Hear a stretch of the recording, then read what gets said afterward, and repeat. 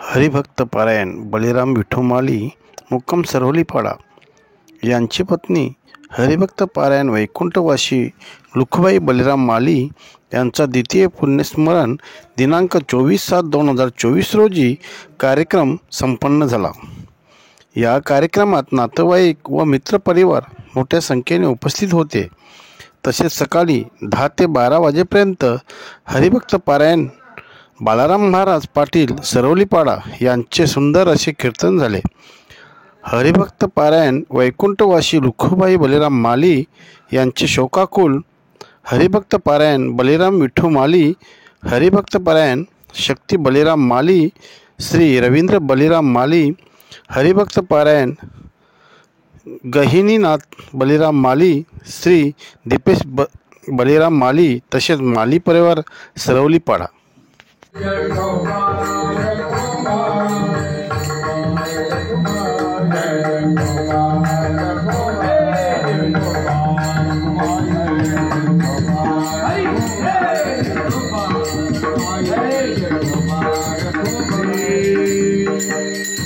सुखदं केवलं ज्ञानमूर्तिः द्वन्द्वातीतं गगनसदृशं तत्त्वमस्यादिलक्ष्यम् एकं नित्यं विमलमचलं सर्वादिसाक्षिभूतं भावातीतं त्रिगुणरहितं सद्गुरुं तं नमामि।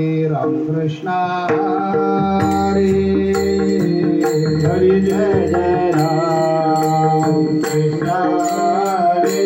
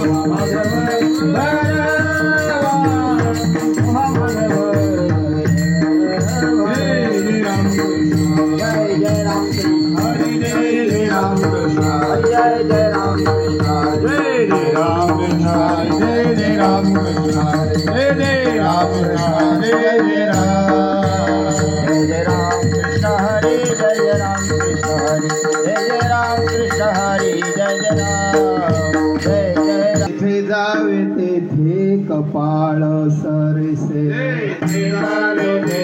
कपाळ सरिसे तेथे जावे तेथे कपाळ सरिसे कपाळ सरिसे लाभतो विशेष संता संगे लाभतो विशेष संता संगे लाभतो विशेष संता संगे पूर्व पुण्य जरी होती सानुकूळ पूर्व पुण्य जरी होती सानुकूळ या मुळानुपदते या मुळानुपदते आगे तारिणो हे धनपुत्रदारा आगे तारिणो हे धनपुत्रदारा कटवास बरा संता पायी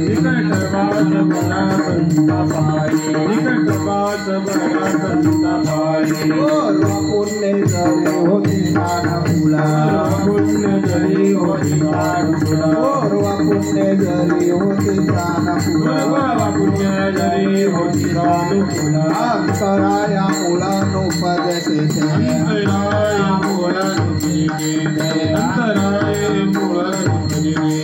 तुका म्हणे हेचे करावे मिरासी म्हणे हेचे करावे मिरासी अळी सत्ता पायी द्यावा जीव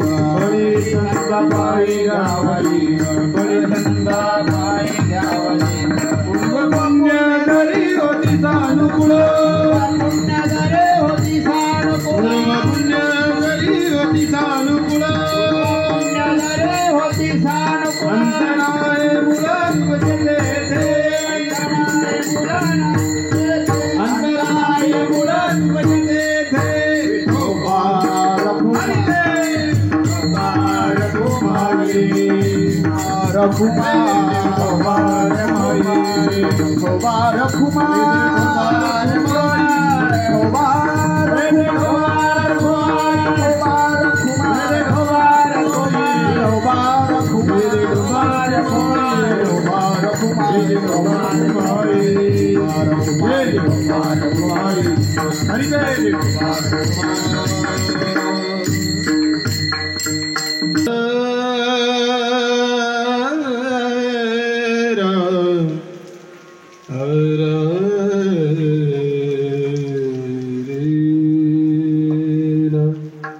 जिथे जावे तेथे कपाळ सरीचे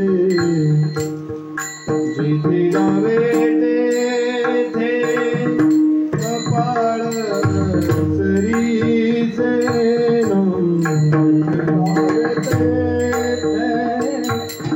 कपाळ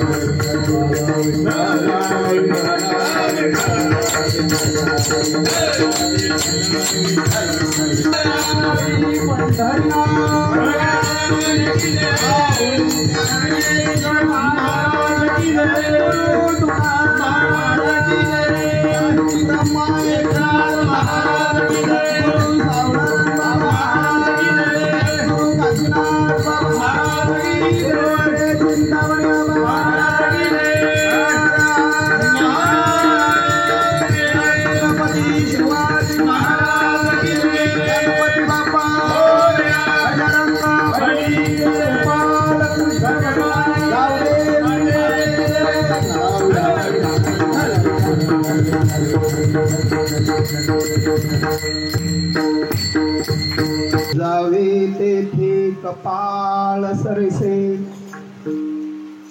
लाभतो विशेष संता संगे पूर्व पुण्ये जरी होती सानुकूळ अंतराया मूळ उपजे तेथे भाग्य तरे नोहे धन पुत्र दारा निकटवास बरा संता संगी पूर्व पुण्ये जरी होती सानुकूळ अंतराया मूळ उपजे तेथे तुका म्हणे हेची करावी मिरासे बळी संता पायी द्यावा जीवा पूर्व पुण्ये जरे होती सानुकूळ अंतराया मूळ नुपजे तेथे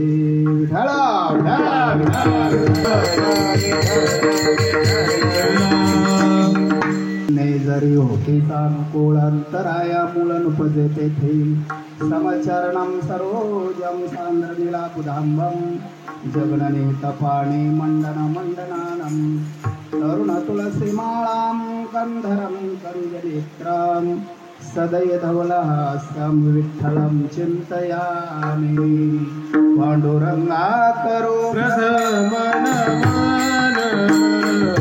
पाण्डुरङ्गा करो प्रथम नमन पाण्डुरङ्गा करो प्रथम नमन पाण्डुरङ्गा करो प्रथम नमन दुसरे चरण संतांची दुसरे चरण संतांची पादाणे कधी जावितारू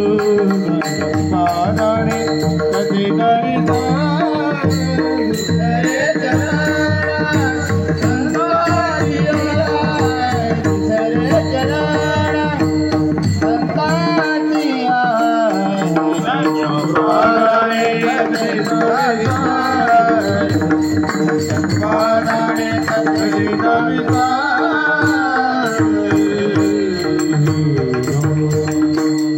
पांडुरंगा करू प्रथम नमन दुसरे चरण संतांची त्यांच्या कृपादाने कथेचा विस्तारू बाबाजी सद्गुरु दास तुका असो.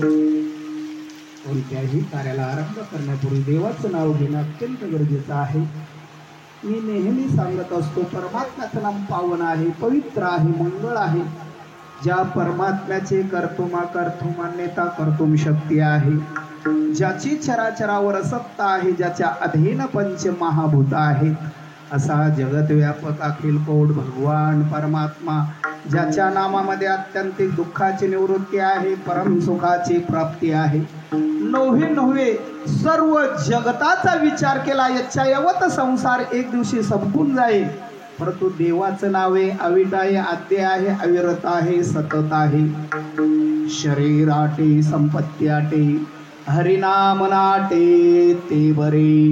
एक दिवस शरीर सोडून जाईल, संपत्ती संपली जाईल, परंतु देवाचं नाव कधी संपत नाही. ते अनादी काळापासून सत्य आहे, त्रिवार सत्य आहे. आणि ते नाम ज्या संतांनी घेतलेलं आहे ते दुसरे चरण संतांची. ओम नमो ज्ञानेश्वरा ज्ञानेश्वरा ओम नमो ज्ञानेश्वरा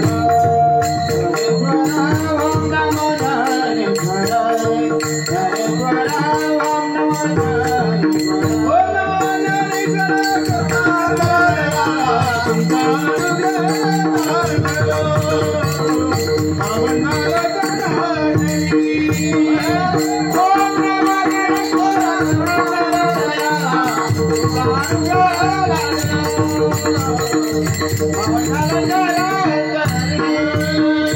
कुसरे काहे चलेलो बोलत वचने अति भाविका. एका जनार्दने तुमचा दास त्याच्या आस पुरवावे. तुमचा अंगुर लागलो पावन झालो चराचरी. प्रथम वंदन करू गणनाथा उमा शंकराची आसुता चरणावरी ठेवून माथा साष्टांगता दंडवत. दुसरे वंदू शारदाजे चतुराननाच्या आत्मजा वाक्षिद्धी पावे सहजा तिच्या चरण हो जा दंडवत. आता वंदू देव ब्राह्मण ज्यांचे निपुण्य पावन प्रसन्न होते श्रोते जन तयान मन माझे दंडवत. आता नमो साधू सज्जन नित्य हृदय हरीचे ध्यान.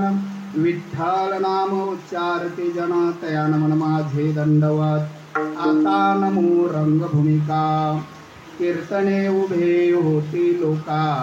टाळ मृदंग श्रोते देखा तयान मन माझे दंडवत.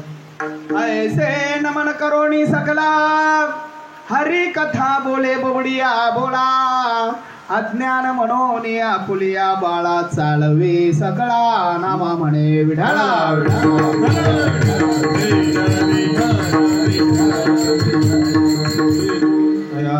केली स्मरण होय सकळ विद्यांचे अधिकरण. तेची वंदो श्री चरण श्री गुरूंचे. ते नमस्कारोनी आता जेथे जावे तेथे कपाळ सरिषे.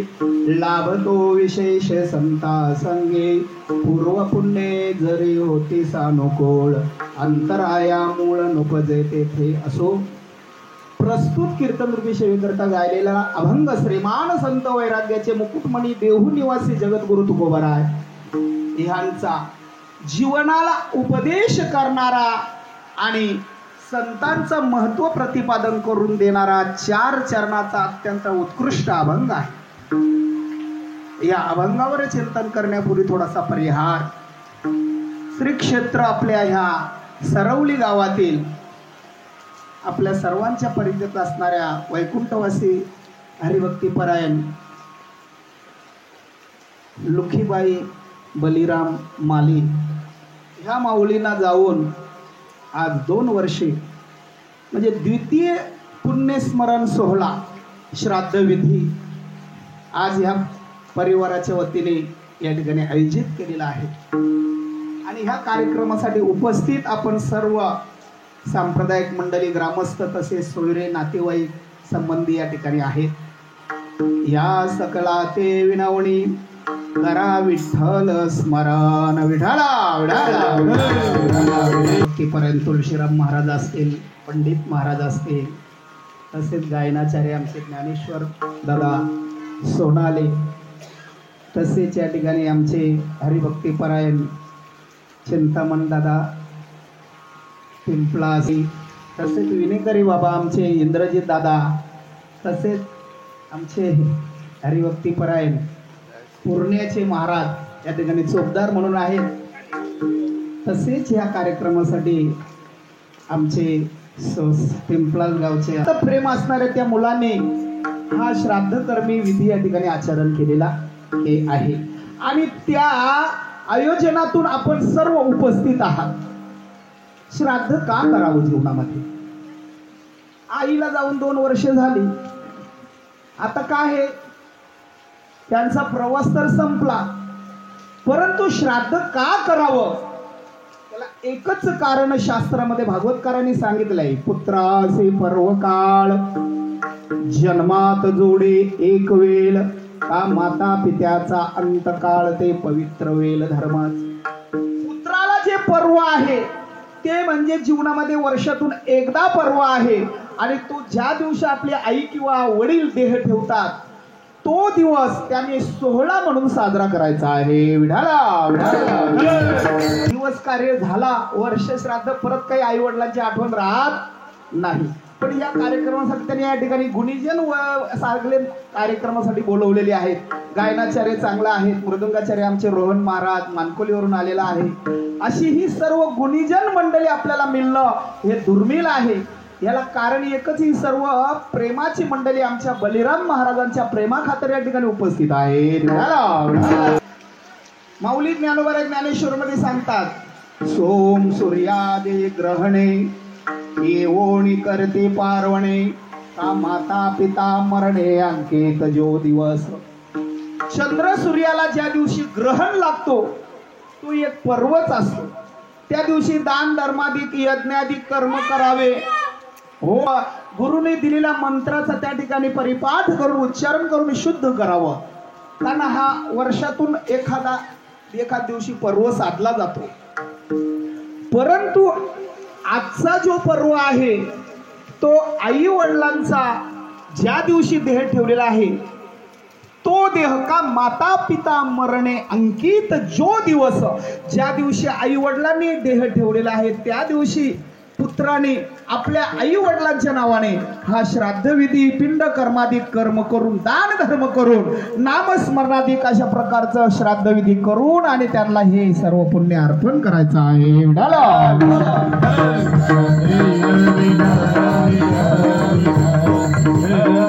पर्वाचा जर विचार केला, दुसरा आहे नैमित्तिक कर्म, तिसरा आहे प्रायचित्त कर्म, चौथा जो पर्व का कर्म आहे त्याला म्हटलेला आहे की कुठल्या तरी प्रकारचा आपण जो नित्य नैमित्तिक अशा प्रकारचे ही जे कर्म सांगितलेले आहेत. नित्य कर्म कोणाला म्हणतात? हो, आपण रोज पहाटे उठल्यानंतर प्रातःविधी झाल्यानंतर स्नान संध्यादी करून भगवंताची पूजा अर्चा करणं, एखाद्या ग्रंथाचं 5 ओव्या पाठांतर करून आणि आपलं जे नैमित्तिक नित्य कर्म आहे त्याला आरंभ करावा. ह्याला म्हणतात नित्य कर्म. हे नित्य कर्म जीवनामध्ये जी प्रत्येकाचे आहेत, ह्या कर्माला टाळता येत नाही. माऊली ज्ञानोबा सांगतात, परियेस बा सव्वेसाची मूर्ती लाहोणी देहाची, खंती करती कर्माची ते गावंडे गा.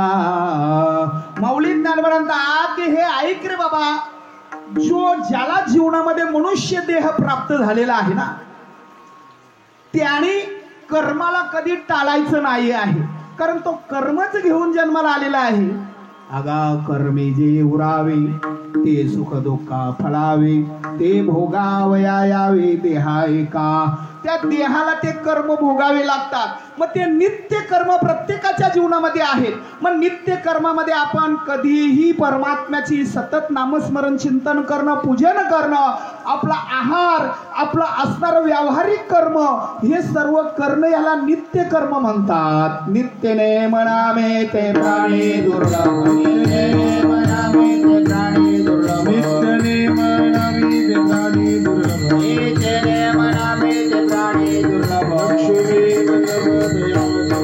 लक्ष्मी वल्लभ दया गवले, लक्ष्मी वल्लभ दया गवले. हरि मुखे म्हणा, हरि मुखे म्हणा, हरि मुखे म्हणा, हरि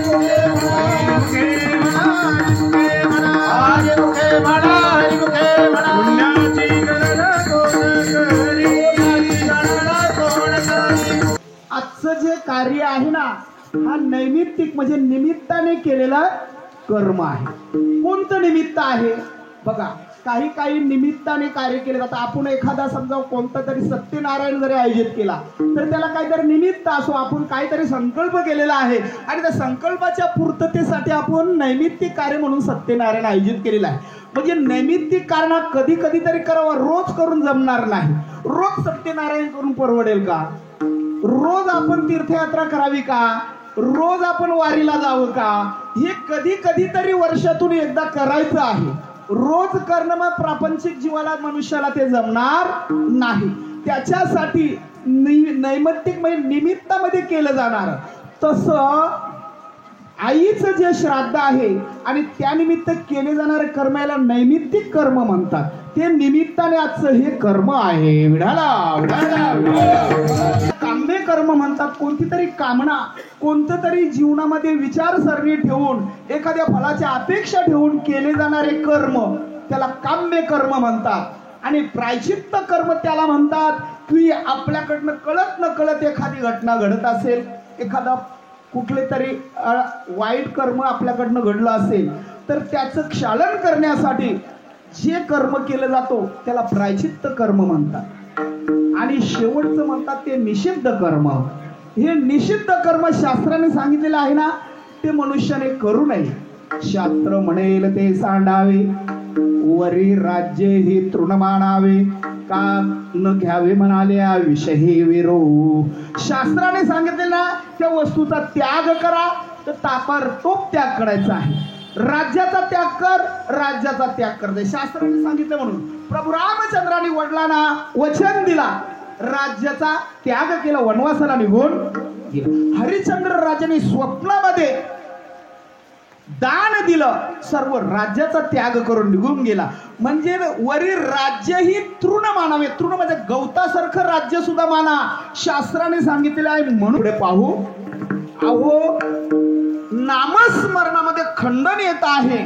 म्हणून त्या प्रल्हादाला त्याच्या वडिलांनी विषाचा प्याला पाठवला, परंतु परमार्थामध्ये अडचण नको म्हणून विष सुद्धा प्याला त्याने मागे पुढे पाहिलं नाही.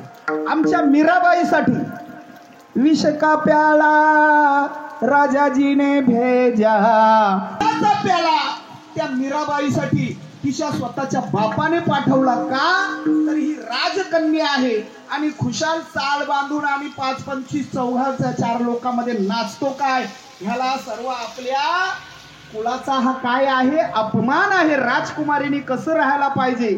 परंतु पग घुंगरू बांध मीरा नाची रे, परंतु तिने स्वतः परमार्थाच्या आड जर बाप येत असेल, बापाने विष दिला तरी तिने हसत हसत प्याले. विढाला निषिद्ध कर्म शास्त्रामध्ये आहे. दूतमचे मांसम मदिरांचे वेशा, मृगार्थ चौर्यम परदार सेवा, एतानि सप्तम व्यसनानि लोके, घोराती घोर नरकम नयंती. शास्त्राने निषिद्ध सांगितलेलं आहे. दूत खेळणं म्हणजे जुगार खेळणं. दूत ज्याने ज्याने खेळलं ना, त्याचा सगळ्यांचा काय झाला, वाटोला झाला महाराज. त्या धर्मराजाने सहज दूत खेळला, त्या दिवशी आपला विषय झाला. तो धर्मराजा बहुपुण्य रासी, का दूत खेले दुर्योधनासी, हरोणी कांता केली उपाधी, विनाश काळे विपरीत बुद्धी. धर्मराजा सहज जुगार खेळला, परिणाम स्वतःची पत्नी हरला, सर्व राज्य हरला, भाऊ सुद्धा हरले आणि परिणाम त्यांना वनवास भोगायला लागला. याला एकच कारण, जुगार. भगवान शंकर सहज सारेपाट भवानी बरोबर खेळले, परिणाम सर्वस्व हरला आणि शेवटी विवस्त्र होऊन ना वनामध्ये जाऊन ना लपून बसावं लागलं. ह्याला म्हणतात जुगार. ज्यानी ज्यांनी खेळला ना त्याचं भलं झाले नाही. तुकोबराय तर एका ठिकाणी सहज सांगतात की जर तुम्हाला ताबडतोब नरकाला जायचं असेल ना, तो जुगार जाऊन खेळा तुम्ही, तुम्हाला ताबडतोब नरकाचा मार्ग ठरलेला आहे. तुकोबराय काय सांगतात माहित आहे का? हा देह व्यर्थ जाये, ऐसे तुझं व्हावं आहे, तरी सारी पाठ मनोभाव दूत कर्म खेळावा. म्हणजे सारीपाठ म्हणजे तो खेळच आला, दूत म्हणजे जुगार. त्याने मनोरथ म्हणजे मोकळ्या मनाने खेळा. हा देह व्यर्थ जायचा असेल, तुम्हाला पापाला जर नरकाला जायचं असेल तर त्याने जुगार खेळा. विढाला म्हणून दारू पिऊ नये माणसाने, मदिराचे वेशागमन करू नये, परदारा सेवन आणि चोरी करू नये. आणि शेवटचा सांगतात की त्याने शिकार खेळू नये. शिकार ज्यांनी ज्यांनी खेळली त्यांचं काय वाटवलं झालं तुम्हाला सर्वांना माहित. दशरथ राजा सहज शिकारीला गेला होता. परिणाम काय झाला? त्यांच्याकडनं त्या श्रावणाची हत्या घडली. श्रावणाच्या आई वडिलांनी शाप दिला, अरे राजा, माझ्या मुलाचं कोणत्याही प्रकारचा दोष नसताना निष्कारण माझ्या मुलाला तू मारला ना. आम्ही त्या मुलासाठी तडफडून तडफडून आता प्राण देत आहे ना, तसं तू तुझ्या मुलाच्या वियोगाने तडफडून मरशील, पण कोणी पाणी पाजायला राहणार. रामायणामध्ये चौपाई आलेली आहे. रामायण काय सांगतो? कर्म हाती झोई झोले, तेथे कोणाचे ना चाळे. चौघे पुत्र दशरथा, अंती जवली एक नव्हता. कर्माने हाती झोळ घेतलं. 4 मुलं दशरथ राजाला होती, परंतु एक सुद्धा मुलगा त्याला शेवटच्या घडीला पाणी पाजायला नव्हता. त्याला कारण का असेल तर त्याच्याकडनं ते शिकारीला गेल्यामुळे श्रावणाची हत्या घडली. परिणाम शापाला ते पात्र झाले आणि तडफडून मेले.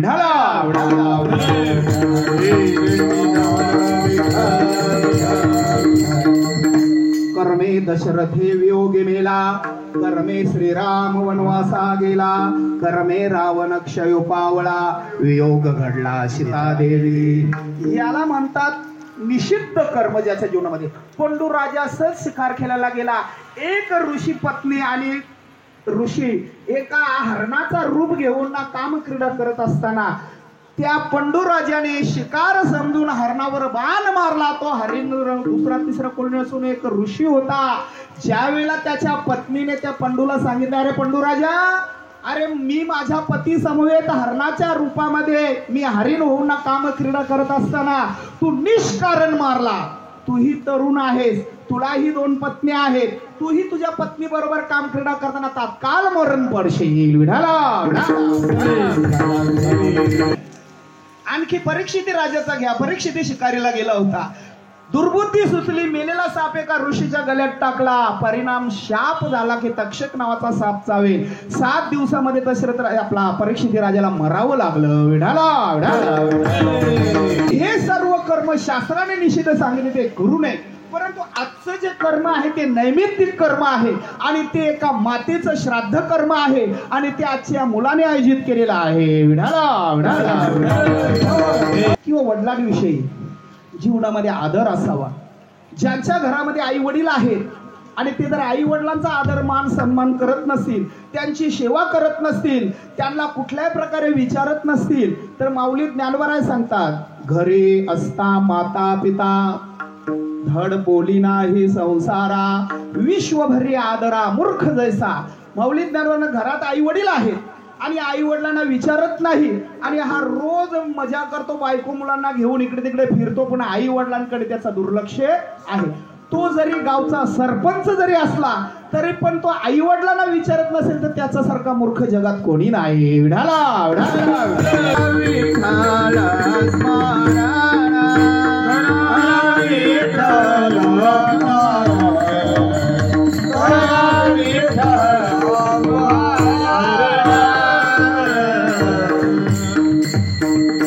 पुंडलिकाचा भाव पाहून देव त्या ठिकाणी प्रकट झाला. वास्तविक पाहता देव कुठला आहे? नेनो ब्रह्ममार्ग चुकले, उघडे पंढरपुरा आले, भक्त पुंडलिके देखिले, उभे केले विटेवरी. तो हा विठोबा निधान, ज्याचे ब्रह्मादिका ध्यान, पाहुले समान विटेवरी शोभती. तो कुठून आला? उघडा पंढरपुरामध्ये का आला? कशासाठी आला? सर्वांना कथा माहिती आहे की त्या पुंडलिकाकडनं आई वडिलांची सेवा घडली. त्याची दखल म्हणून देव वैकुंठावरून आले, पुंडलिकाला दर्शन दिलं आणि पुंडलिकाने सांगितलं की या विटेवर तू उभा राहा आणि आलेल्या सर्व दीन दुबळ्यांचा सगळ्यांचाच उद्धार कर. मूड पापी जैसे तैसे उतरे कासे लावणी. आणि त्यावेळेला देवाने दिलेला वचन पुंडलिकाला आजपर्यंत तो पुंडलिकासाठी अजूनी तिष्ठत. तुका म्हणे मात धन्य त्याची. पुंडलिकासाठी अजून कटीवर कट ठेवून हात ठेवून विटेवर उभा आहे. कशासाठी उभा आहे? पुंडलिकासाठी आजोनी तिष्ठत. तुका म्हणे मात धन्य त्याची. कोणाची मात आहे? कोणाचा महिमा आहे? पुंडलिके बहुबरे केले निधान आणले पंढरीये. त्या पुंडलिकाने आपल्यावर उपकार केले आणि तो निधान असणारा परमात्मा पंढरपुरामध्ये त्याने निर्माण केला आणि भूवैकुंठ तुम्हा आम्हा सर्वांसाठी उद्धारासाठी मार्ग मोकळा केला. त्याला एकच कारण त्याच्याकडनं घडलेली आई वडिलांची सेवा. विढाला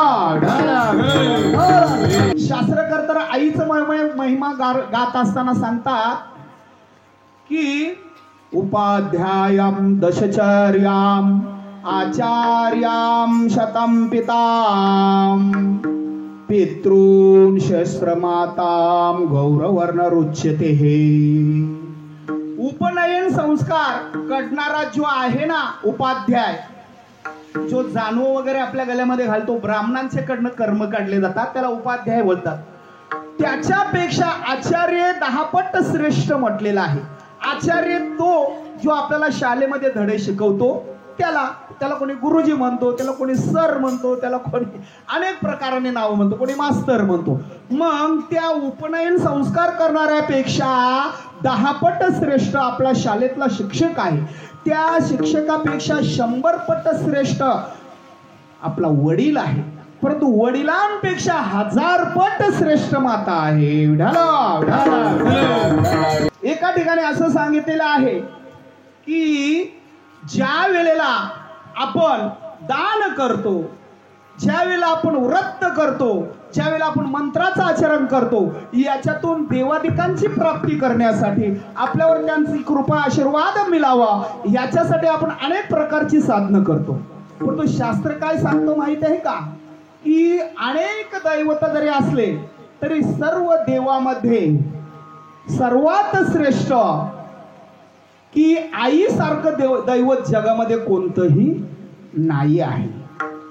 ते सांगतात ना अन्नोदका समम दानम नाथिते द्वादशे समाहा नाम गायंत्रे पराः मंत्रम नाम मातृ परम दैवता. शास्त्रकार म्हणतो की अन्न आणि उदक ह्याच्यासारखं जगामध्ये कोणतंच दान नाही आहे. दान कोणी वस्त्रदान देतो, कोणी सुवर्णदान देतो, कोणी महिदान देतो, कोणी गोदान देतो, कोणी अनेक प्रकारचे दान प्रकार अनेक आहेत. परंतु सर्वात सोपं आणि श्रेष्ठ दान तहानेलेला पाणी देणं, भुकेलेला अन्न देणे याच्यासारखा जगामध्ये कोणताही दान नाही आहे. म्हणून ना अन्नोदका समदानम नाम थिते द्वादशे समाम. द्वादशी सारखी तिथी दुसरी कोणतीच नाही आहे. आपल्या पंचांगामध्ये तिथ्या किती सांगितलेल्या आहेत? एकूण 16 तिथी आहेत, नाही का? प्रतिपदा, द्वितीया, तृतीया, चतुर्थी, पंचमी, षष्ठी. जगामध्ये एकूण 3.5 कोटी मंत्र आहेत. परंतु त्या मंत्रामध्ये सर्वात प्रारंभीचा मूळ मंत्र, सर्व विश्वाची निर्मिती ज्या मंत्रापासून झाली तो मंत्र बीज मंत्र म्हणजे गायत्री मंत्र.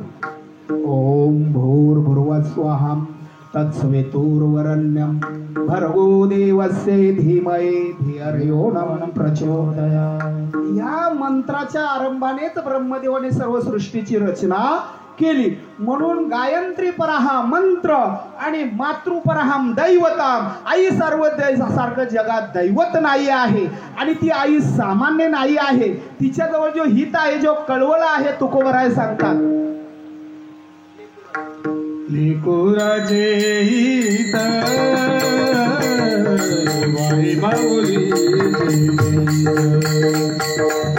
वारी माऊली चित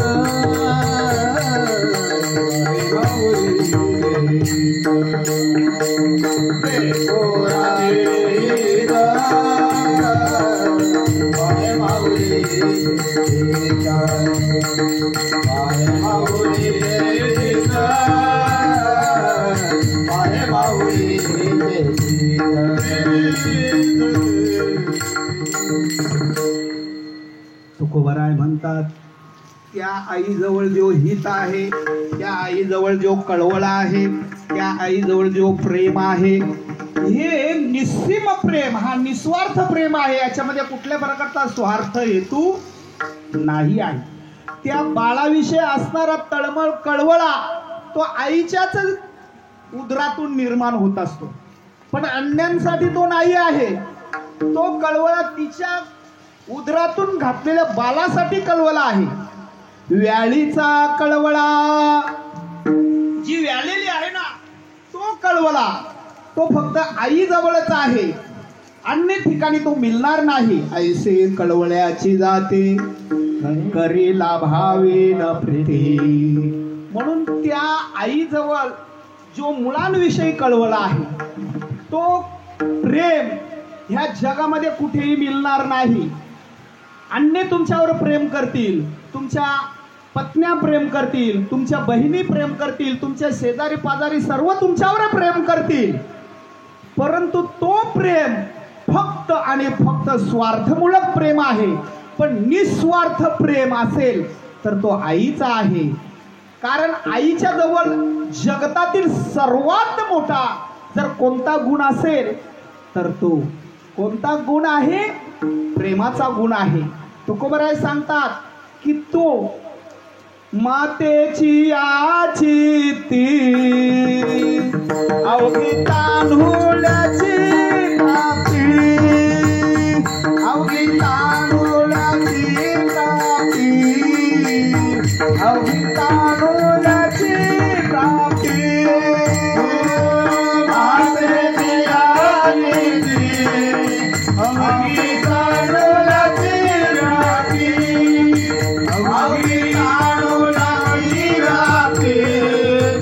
अवघी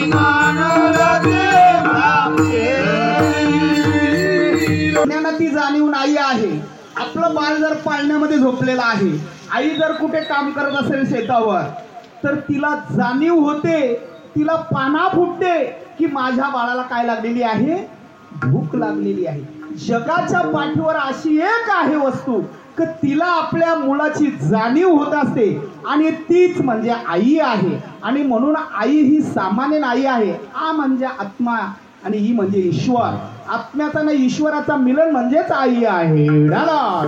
नास्तिं समं भार्यां शरीर तोषणं, नास्तिं समा शरीर भूषणं, नास्ति विद्या सम शरीर भूषणं, नास्ति चिंता सम शरीरं शोषणं.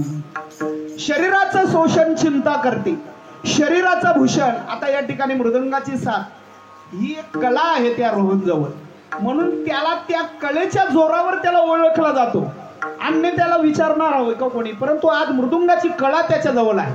म्हणजे ह्या शरीराचं भूषण कुठली तरी एखादी विद्या, एखादा गुण, एखादी कला, या कलेच्या जोरावर ज्ञानेश्वर सगळे आपल्या भिवंडी कल्याण ठाणे जिल्ह्यामध्ये चमकलेला आहे. त्याच्यावर गुण आहेत, गायक आहे, पण त्यामुळे ही एखादी कला जोपासणं हे शरीराचं भूषण आहे. आणि या शरीराला शोषण चिंता करते, शरीराचं भूषण विद्या आहे, शरीराचं पोषण पत्नी करते, परंतु शरीराचं पोषण मात्र माता करते. लाभाचा ठिकाणा सांगण्याचं तुकोबराने एवढा उपद्व्याप कशासाठी पडला? त्यांना काय गरज होती?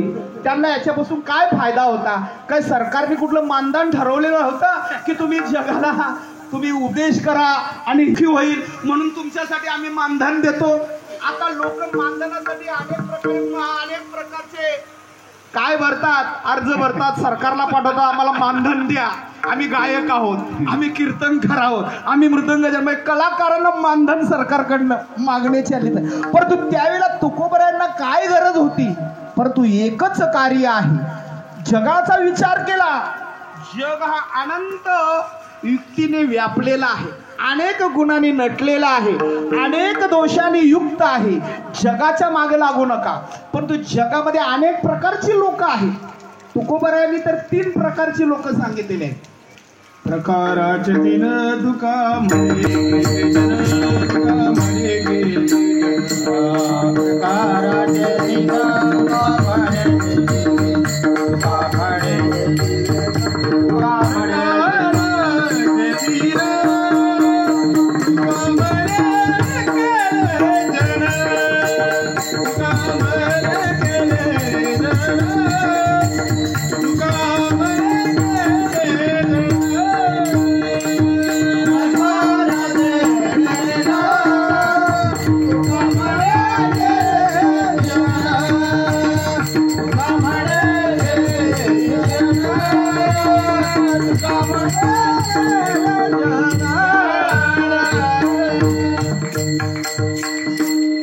प्रकाराचे तीन तुका म्हणे केले जन.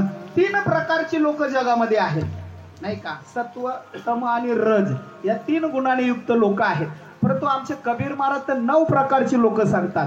काही मोराच्या जातीची, काही कोल्याच्या जातीची, काही कावळ्याच्या जातीची. आता तेवढे काही जाती काही सांगतात पोपटाच्या जातीची, काही बेडकाच्या जातीची, काही घुबराच्या जातीची. अशी आता एकेका जातीचा इथं वर्णन करायला गेलं तर आपल्याला थोडा वेळ नाही आहे. मग वर्ग सांगितलेला आहे तो म्हणजे ना स्वार्थ ना परार्थ.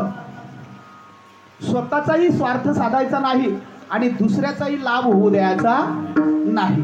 त्याच्यावर माऊलीने एक दृष्टांत दिलं. माऊली ज्ञानोबा सांगतात, स्वये आपण अंगी जळे नागवे जगताचे डोळे पतंग जैसा सळे दीपाचे. हा पतंग जो आहे ना, पतंग हा रात्रीच्या वेळी दिव्यावर झडप मारतो, दिवा विझवतो, स्वतः जळून खाक होतो आणि सर्व घराला काळोखामध्ये ठेवतो.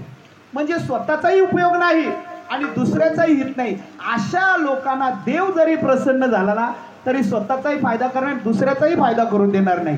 कारण ही कशी आहेत ना, स्वार्थ ना परार्थ. ही दुसऱ्याचा बी विचार करत ना, स्वतःचाही विचार करत नाही. कोणाच्या गोठ्यालाच आग लावायची, कोणाच्या घरालाच आग लावायची, कोणाच्या उडव्याला आग लावून द्यायची. ह्याच्यापासून काही यांना काही सरकारने काही मोबदला दिलेला आहे का? तर त्याला काही, ज्याच्या उडव्याला आग लावली त्यालाही उपयोग नाही, ज्याने लावली त्याला काही सरकारने बक्षीस दिले का? चला आमच्या मारुतीरायांनी लंका पेटवली म्हणून तुकोबारायांनी त्याला धन्यता दिली. झाली लंका धन्य धन्य म्हणे तुका. अरे पण ती कोणाची लंका झाली? तुम्ही आम्ही कोणाला जालता ह्याचा विचार करा. विढाला पाहिलं तर तो शंकराच्या मंदिरामध्ये बसले. अरे बापरे, शंकर प्रसन्न झाला तेव्हा आपल्यापेक्षा श्रेष्ठ होईल. मग काय करावं? हा पण जाऊन ना शंकराच्या मंदिरामध्ये एका कोपऱ्यामध्ये बसला. सर्वात भोलं प्रसन्न होण्यामध्ये जर दैवत कोणता असेल तर शिवभोला चक्रवर्ती. देव प्रसन्न झाला. पहिला जो तपाला बसला होता अनुष्ठाना त्याला सांगितलं, म्हटले भक्ता वरं गृही, काय पाहिजे मागून घे. त्याने डोळे उघडले, पाहतो तो शेजारी आपल्या बाजूला बसले. अरे बापरे, आपण जर आता काही पण मागितलं तर हा नंतरचा मागणार आहे, आपल्यापेक्षा जास्त मागेल. मग काय करावा? शंकर भगवंताला सांगतात, तुम्ही त्याला पहिले द्या, मी नंतर मागून घेईन. भगवान गेले त्याच्याकडनं, सांगितले बोल काय पाहिजे तुला, मी प्रसन्न आहे. म्हटले देवा तो अगोदर बसले, मी नंतर बसलो, त्याला द्या नंतर मी मागून घेईन. भगवान शिव जेवढे भोले ना तेवढे क्रोधी पण आहेत. शेवटी रागवले, म्हटले मागायचं ते मागून घ्या, मी आपला निघून जातो. पण त्यावेळेला ह्याने विचार केला, आता करावं काय, किती कोटी मागावं, कितीही खोके मागितले तर तो नंतरचा मागणारा आहे. मग ह्याने मागितलं, देवा एक काम करा, मला घरदार पैसा अडका जमीन जुमला गाडी घोडी सगळं काही माझ्या जवळ आहे, फक्त एक काम करा, माझा एक डोळा, एक माझा हात, एक माझा पाय जाऊ दे, मला रुला करून टाक, मला तो लाखवा जोडला तरी चालेल. म्हणजे एक विकलांग एक अर्धा अंगत त्यांनी स्वतः निकामी करून घेतला. तथास्तु. आता भगवान शंकराने दिला आशीर्वाद आणि तिथून तो दुसऱ्याच्या जवळ आला. त्याला विचारला काय पाहिजे तुला, मागून घे. आता विचारण्याची सोय नाही, त्याने किती कोटी मागितल्यात का किती खोके मागितल्यात ते. म्हटले देवा एक काम करा, त्याने जी पण वस्तू मागितली असेल ना तिच्या डबल मला द्या, म्हणजे मोकला मी. आता याला काय नाही, त्याने याचा वाटोला करण्यासाठी स्वतःचा हात, स्वतःचा पाय, स्वतःचा डोळा फोडून घेतलेला आहे. का तर त्याचा वाटोला करण्यासाठी. याने स्वतःसाठी चांगला काही मागितला नाही, त्याचा वाटोला करण्यासाठी मागितला. त्याने याचा एक हात, एक पाय, एक डोळा गेला, पण हा अख्खाच रुला झाला. अशी काही लोक आहेत की स्वतःचा हित करून घेते, दुसऱ्याचाही फायदा करू देत नाही. त्याच्यामध्ये हा नंबर आहे. माऊली ज्ञानोबा सांगतात, दीपा आलिंगण तेथ त्यास अचूक मरण, तेवी विषयाचरण आत्मघाता. शेजाऱ्या पाजाऱ्यांचा गावाचा सुद्धा काही विचार करत नाही. आता टोरंटो मध्ये किती काही मोजक्याच लोकांनी फायदा केला, पण अख्ख्या गावाचा नुकसान झाला. आता आम्हाला 10,000 रुपये बिल येतो, त्याचं काय?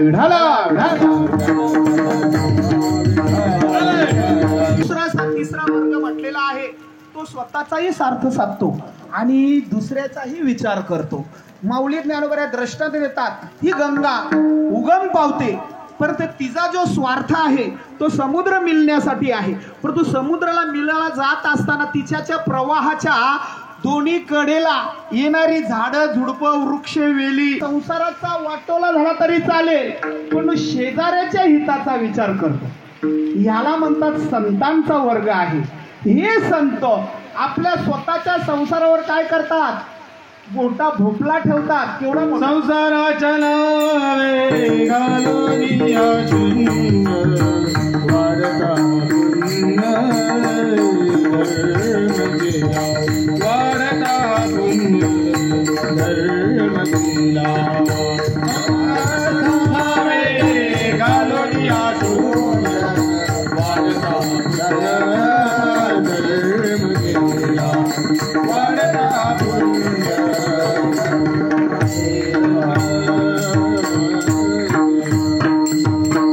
अहो, संपूर्ण जगाचा कैवार घेतला त्याने, स्वतःच्या संसाराचा वाटोला केला, आणि म्हणून याला त्यालाच म्हणतात संत. आणि संत ही कोणी दिलेली पदवी नाही आहे, नाहीतर आताचे संत पदव्या मागून घेतात पैशाने. या ठिकाणी बसलेला आमचा नितेश, तुला राग येऊन देऊ नका का? कारण 15-15, 20-20 लाख रुपये देऊन आम्ही पदव्या घेतो. त्यांच्या काकाने घेतली होती, पण त्याचा काय उपयोग झाला सांगा मला त्या पदवीचा?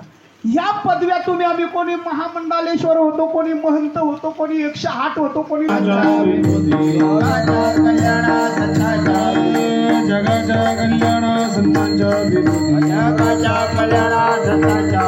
देह कष्ट भीती परोपकारी,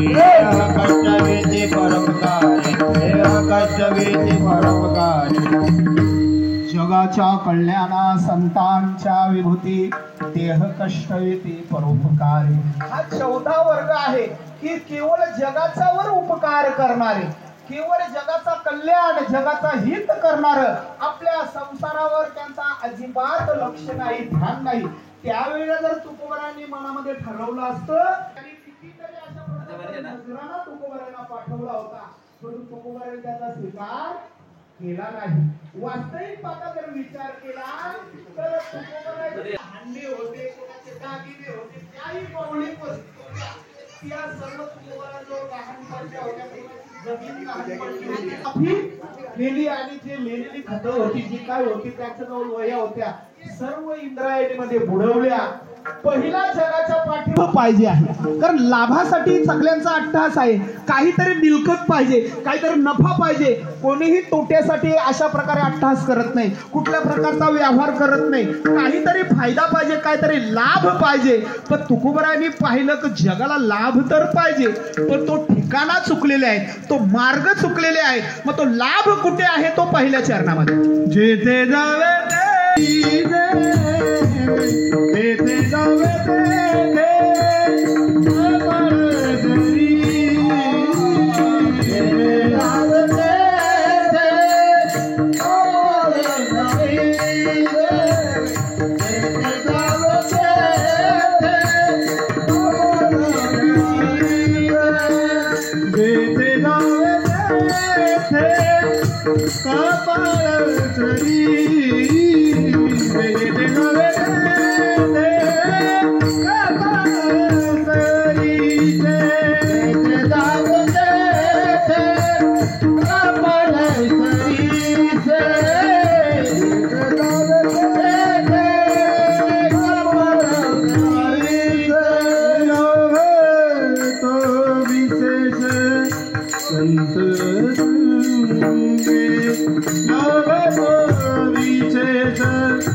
संत संगे पूर्व पुण्यदारी होती सानुकूल, पूर्व पुण्यदारी होती सानुकूल.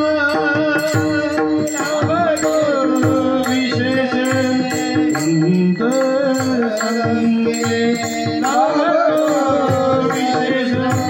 संत संगे विशेष संत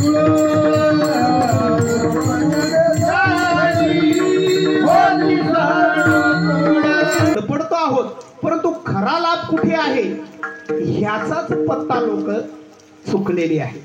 मग तो पत्ता जर कोणाजवळ असेल तो पत्ता केवळ संतांना माहिती आहे. अन्य सांसारिक जीवाला त्या पत्त्याचा ठिकाणा पत्ता माहिती नाही. त्या ठिकाणाचा पत्ता विचारायचा असेल तर लाभतो विशेष संता संगे. मग तो हे काय विशेष तुम्ही सांगता हो. कारण जेथे जावे तिथे कपाळ सरीश म्हणजे कपाळ हा एक शरीराचा अविभाज्य भाग आहे.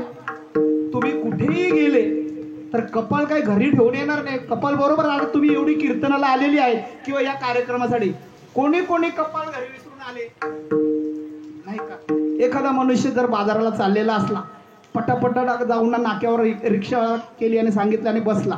रिक्षा अरे थांब थांब मी कपाळ घरी विसरून आलो थांबा जरा. वेड्यातल्या काढतील का नाही.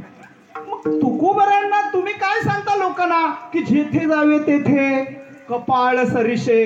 कपाळ तर सरीशे म्हणजे कपाळ बरोबरच येणार आहे. याच्यामध्ये तुकोबऱ्या तुम्हाला विशेष सांगायचं काय आहे. मग माणसाला मंदिराकडे जायचा रस्ता विचारायचा होता. त्याने एकाला विचारला अनोळखी माणूस होता. त्याला गाववाल्याला विचारलं म्हटलं अहो शिव मंदिर कुठे आहे. त्याने सांगितलं हे बघा हा सरळाचा झाड आहे. त्या झाडावरून गेलं की पुढे सरळ तो मंदिराकडेच रस्ता जातो. मग याने त्याचा फक्त वाच्यार्थ घेतला लक्षार्थ घेतला.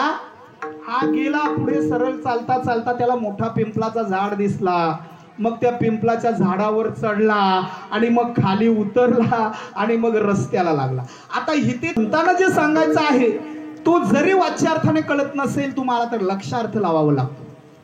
एका माणसाने आपला त्याचा ऑफिस हा दुसऱ्या माल्यावर होता.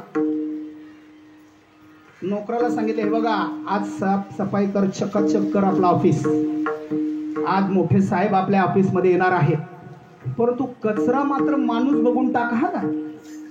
याने संपूर्ण ऑफिस चकाचक केला. एका घमेल्यामध्ये कपडा गोळा या कचरा गोळा केला आणि जाऊन ना खिडकी जवळ जाऊन बसला. तेवढ्यामध्ये एक टकाटक पॅन्ट शर्ट अशा प्रकारे घातलेला सूटबूट घातलेला साहेब पुढून आला आणि त्याच्यावरच सगळा अभिषेक केला. त्याला एवढा राग आला त्यांनी अशा सर्व कचरा झटकला तडा धडा धडा धावत वरती आला आणि त्या नोका तुला कुठेही कचरा काढतो असं काही माणसं दिसत नाही. ओ साहेब मला बोलायचं कारण नाही आमच्या साहेबांची तशी आम्हाला आज्ञा आहे. तेवढ्यात साहेब आला. म्हटले काय झालं. अहो काय हो तुम्ही अशी माणसं येडी तुम्ही ठेवल्यात नोकऱ्या का याच्यावर. अहो सगळा कचरा माझ्या अंगावर टाकला. काय रे तुला समजत नाही का. म्हटलं साहेब तुम्हीच तर मला सांगितलं होता की कचरा साफसफाई करून घमेल्याने माणूस बघून टाकायचा. केव्हापासून मी माणूस शोधत होतो. आता हे सापडले त्यांच्यावर मी टाकला. आता याचा अर्थ असा आहे माणूस बघून टाकायचा अर्थ ज्या ठिकाणी मनुष्य नसेल अशा ठिकाणी कचरा टाकायचा आहे. पण याने फक्त वाच्यार्थ लक्षात घेतला आणि लक्षार्थ घेतला नाही. परिणाम अशी फजिती करून घेतली. विठाला थोडक्यात तुम्हाला सांगतो. एक मनुष्य कामगार होता. तो नेहमी आणि 1 लाखाचं लॅटरीचं तिकीट लागलं. याला एवढा आनंद झाला. गडबडीमध्ये घरी आला. कपडे कसे तरी खुंटीला लावणार तेवढाच मित्र आला. काय रे आज एवढा गडबडीमध्ये आनंदात दिसतो. अरे म्हटले आनंदाचीच गोष्ट आहे बघ 1 लाख रुपयाचं तिकीट मला लागलेलं आहे. अरे म्हटले पार्टी. अरे थांब तिकीट वटलं का पैसे मिळाले का तुला पाहिजे तिथे पार्टी देईल. आणि मग त्याने त्याप्रमाणे ते कपडे काढले. आंघोळीला गेला मस्त पैकी त्या आणि बाथरूम मध्ये कडी लावली. श्रावर मध्ये मस्त पैकी अशा प्रकारे आंघोळी वगैरे केली. फ्रेश झाला. परंतु ह्याच्या मुलाला त्या बापाचे कपडे चाचपण्याची सवय होती. तो छोटा आला काही 2, 4, 5 रुपये भेटले तर जायचं चॉकलेट गोळ्या खायला दुकानावर. पण त्या दिवशी खिच्यामध्ये काही पैसे सापडले नाही. एक रंगीत कापड कागद होता तो घेतला आणि गेला पोराच्या जवळ खेळायला. खेळता खेळता फाडून मोकळा झाला. गेल्यानंतर ह्याने मस्तपैकी कपडे चढवले आणि मस्तपैकी फ्रेश झाला. एकदम सर्व काही असा टकाटक झाल्यानंतर मग खिचा चापायला लागला. म्हटली खिच्यात कागद दिसत नाही. तिकीट त्याला विचारला काय रे खिच्यातून काही काढला का. म्हटले होय बाबा मला एक रंगीत कागद भेटला होता आम्ही खेळता खेळता फाडला. आता काय त्या तिकटासाठी काही मुलाचा जीव घेणार आहे का. शेवटी बसला म्लान वदन करून आधी एकदम निस्तेज चेहरा पाडून. तेवढ्यामध्ये त्याचा मित्र आला. म्हटले काय रे गड्या काही पार्टी वगैरे आहे की नाही. म्हटले काय करणार, 1,00,000 रुपयाचं तिकीट लागला होता, पैसेही मिळणार होते, तुला मी पार्टी पण देणार होतो, पण काय करणार, माझ्या कुठे हात लावला त्यांनी, पोटाला हात लावला का हाताला हात लावला का पायाला, अहो कपाळाला हात लावला, माझे नशीब फुटके आहेत. नशीब याचा अर्थ, कपाळ या शब्दाचा अर्थ प्रारब्ध, अदृष्ट, नशीब, कर्म त्याच्या जीवनामध्ये असल्याशिवाय त्याला कोणतंही कार्य मिळत नाही. प्रमाणे त्याला कोणालाही ढवळाढवळ करता येत नाही. माऊली ज्ञानोबराय सांगतात, का ललाटीचे लिहिले ना मोडेगा काही केले, काळे गोरे पण धुतले फिटवणे दे.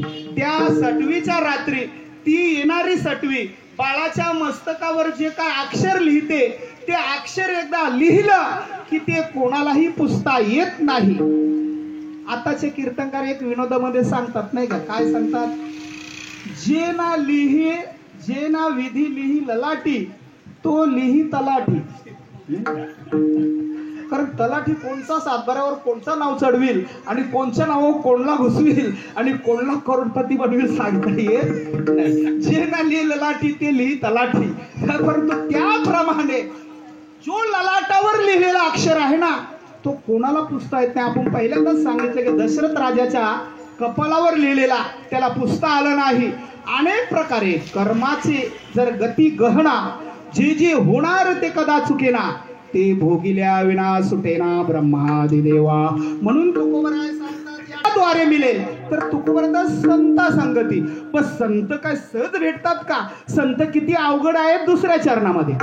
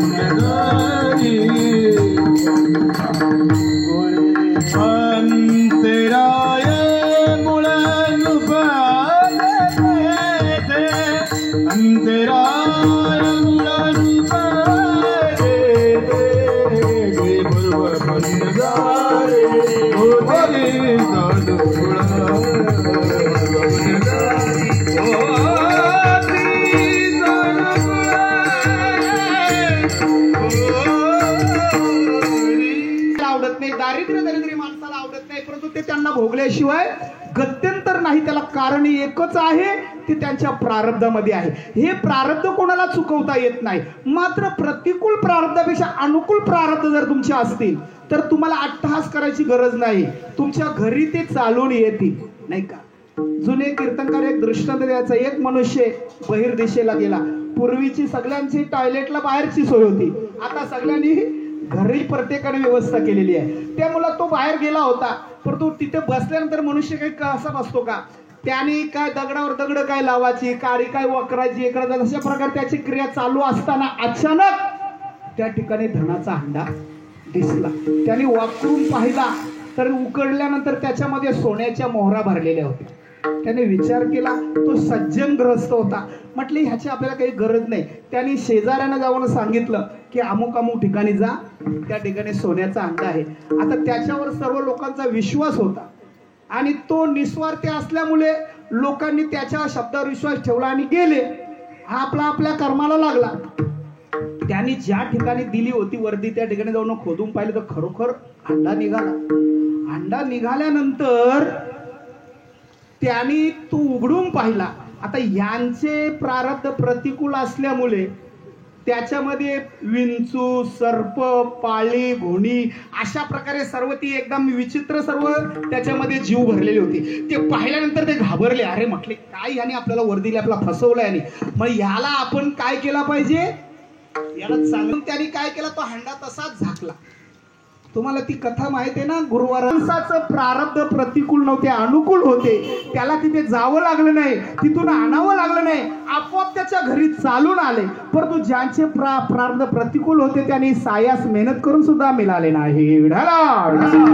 भेट झाली तर संत आपलं सर्व कार्य आपल्याला मार्ग दाखवतील, पण तो संत सहजासहजी भेटत नाही. त्याच्यासाठी पूर्व पुण्य जरी होती, पुण्य फळाले बहुता दिवसा, पुण्य फळाले बहुता दिवसा, भाग्य उदयाचा भाग्य उदयाचा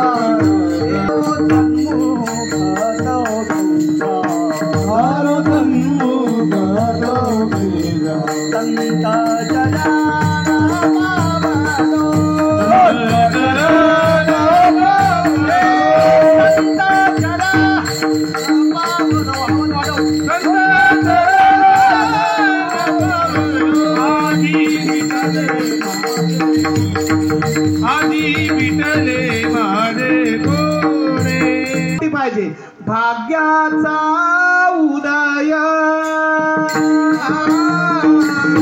भाग्याचा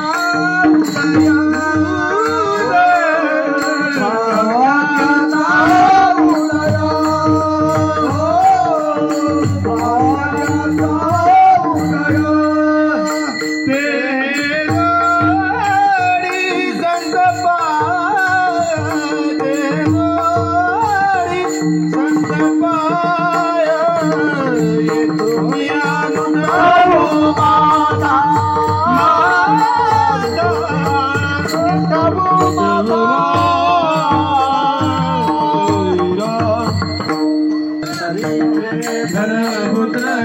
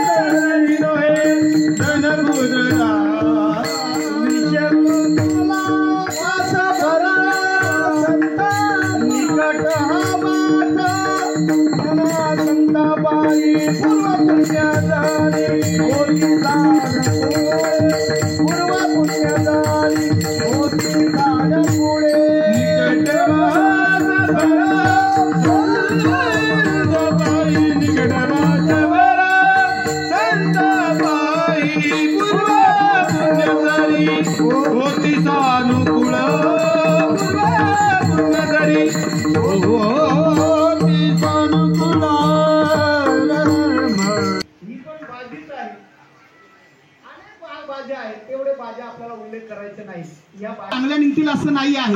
काही पत्न्या पतीला पावन करतात तर काही पत्न्या पतीला पतनाला नेणाऱ्या सुद्धा असतात. म्हणून भाग्य तरी नव्हे धनपुत्रदारा निकटवास बरा संतापाई. म्हणून ज्या संतांची आपल्यावर कृपा आहे त्या संतांच्या ठिकाणी काय करायला पाहिजे, शेवटच्या चरणामध्ये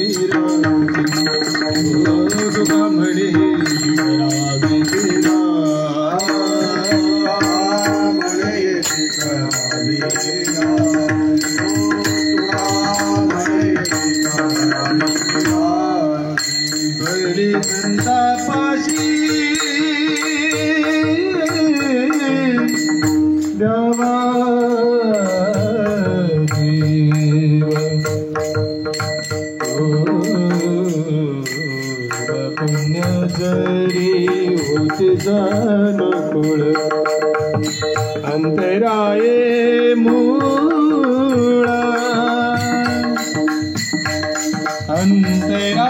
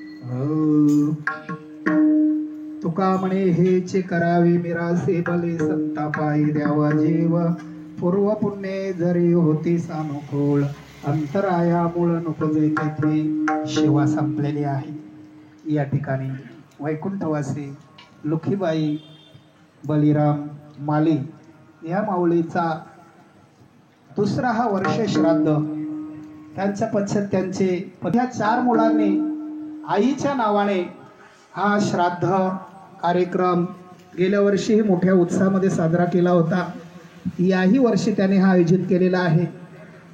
बलिराम महाराजांनी ज्यावेळेला माळ घेतली त्यावेळेला त्यांच्या पश्चात त्यांच्या पत्नीने सुद्धा ती माळ स्वीकारली आणि आपल्या सासऱ्याचं पुढचं जे असणारं जे कार्य ह्या उभयतांनी पुढे चालू ठेवलं।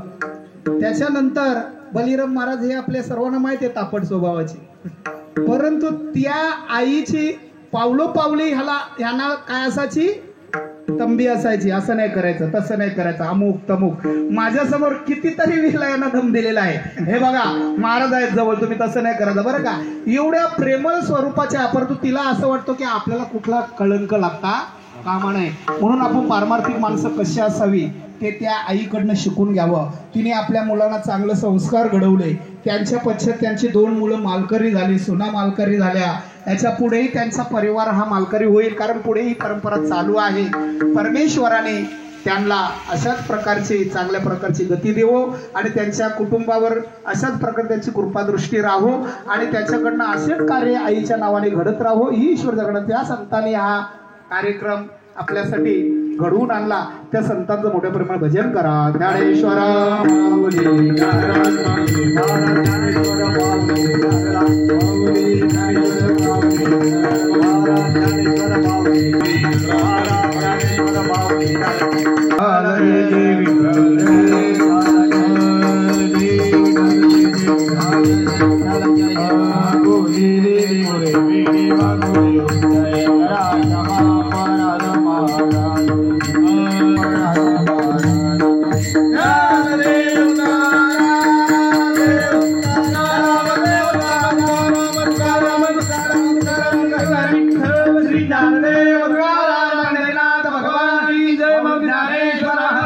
सर्व संतान की जय.